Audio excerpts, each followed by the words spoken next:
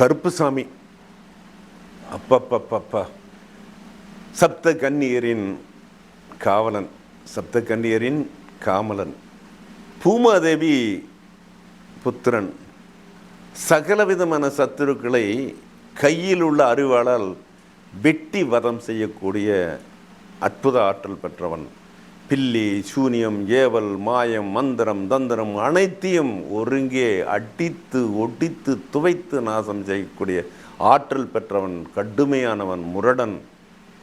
அந்த 7 பேருக்கு காவலாக இறைவனால் நியமிக்கப்பட்ட, எம்பிரான் சிவனால் நியமிக்கப்பட்டவன் தான் கருப்புசாமி.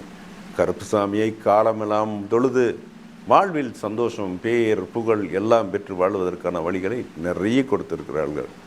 ஓம் கருப்புசாமியே நமக என்று சொன்னாலே போதுமானது. கருப்புசாமியுடைய பரிபூர்ண கடாட்சியம் கிடைக்கும்.